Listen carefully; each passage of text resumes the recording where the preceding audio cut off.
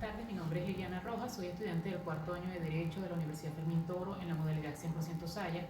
En esta oportunidad vamos a hablar un poco acerca del tema de la solución de los conflictos laborales en consecución de la materia impartida por la profesora Ilmari García, Derecho Laboral Colectivo. Para iniciar es importante mencionar que los conflictos laborales han sido clasificados por la doctrina de forma generalizada. Dentro de la clasificación más evidenciada podemos encontrar que se clasifican por su naturaleza, por su pretensión y por su significación. Dentro de la clasificación de su naturaleza encontramos que hay conflictos individuales y hay conflictos colectivos. Los conflictos individuales son aquellos que surgen por la relación particular e individual entre el patrono y el trabajador.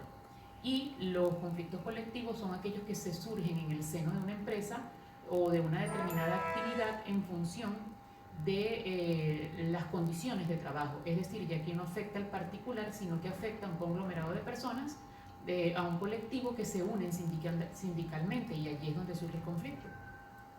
Dentro de su clasificación por su pretensión tenemos entonces los conflictos de derecho o los conflictos jurídicos.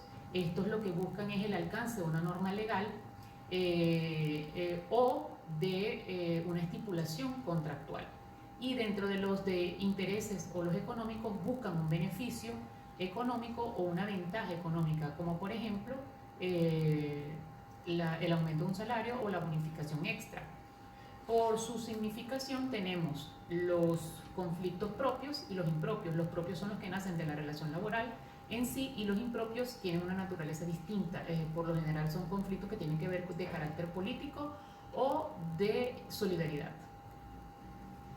Esta clasificación es importante hacerla a los fines de determinar, saber cuál es la situación inherente en función de saber cuándo se trata de un conflicto colectivo, individual, económico o de derecho. Los conflictos individuales entonces en este caso surgen como consecuencia de las relaciones directas entre el patrono y el trabajador en el marco de su interés particular, personal, y ese interés siempre va a estar contenido en las leyes, en los contratos, en las condiciones de trabajo y todo lo que regula la materia. En los conflictos colectivos entonces está definido como aquella oposición o pugna que hace un grupo de trabajadores o uno o más patronos ante una situación específica. El conflicto es colectivo pues porque atañe a un grupo específico de trabajadores o un grupo ya no por sus relaciones individuales sino por sus relaciones colectivas. Sin embargo, es importante denotar que también puede existir un conflicto colectivo en aquellos supuestos donde se encuentra tácito o inherente un interés común. Por ejemplo, el despido de un trabajador por la adhesión de a un sindicato. Allí entonces se está transgrediendo el derecho de un trabajador, pero por contenido colectivo. Ok.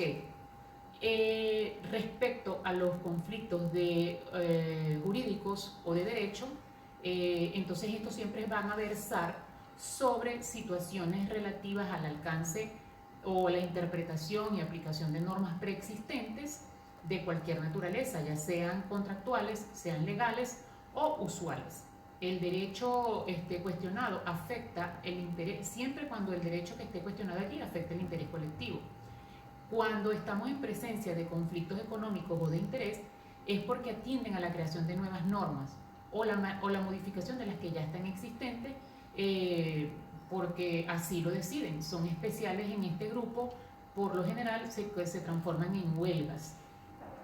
Es importante conocer este tipo de conflictos porque esto es lo que nos va a determinar a nosotros saber cuál es el tribunal competente, ¿okay? para esto, cuál es la vía de la forma que se va a solucionar y cuáles son las medidas que se tienen que tomar. Por ejemplo, cuando estamos en presencia de conflictos de carácter de derecho, entonces estos corresponden a los tribunales de conocimiento y tramitación de conflictos de derecho. En cambio, los conflictos que son económicos o de intereses son aquellos que tienen inherencias los órganos administrativos competentes, como por ejemplo las inspectorías del trabajo. Este propósito de clasificación es poder darle la facultad a quien está habilitado para solucionarlos. Y además corresponde a esta disciplina del derecho laboral colectivo establecer la regularización de estos conflictos, buscar las vías de solución de estas relaciones laborales, hacerlas más armoniosas, buscar el equilibrio en sí que posibilite la marcha normal de la organización, de la empresa o de la institución. Correctamente podemos encontrar este tipo de modos de composición en nuestro reglamento u ordenamiento jurídico nacional. Aunque en la ley de trabajo promulgada en el año 2012 no se encuentran taxativamente estos medios de regularización, sí lo encontramos en el reglamento de la ley orgánica promulgada en el 2006. Estos medios de composición de la solución de los conflictos, esta ley los clasifica de acuerdo a la forma en cómo actúan o dejan de actuar los actores en sí, los actores sociales que pertenecen a este tipo de conflicto. Dentro de este mecanismo encontramos que hay los mecanismos de autocomposición o de composición autónoma del conflicto y los de heterocomposición o los que se relacionan con el hecho de la heteronomía. Dentro de los mecanismos de autocomposición, esta fórmula es una fórmula específica que va dirigida al arreglo correspondiente del conflicto, pero a través de los propios sujetos de las relaciones colectivas de trabajo. Se caracterizan entonces por tener la inherencia o la injerencia específica y directa de los interlocutores sociales, quienes frente al conflicto deciden las fórmulas de solución. El conflicto siempre estará sometido a su control y no escapa nunca de su dominio, porque ellos mismos son los que participan.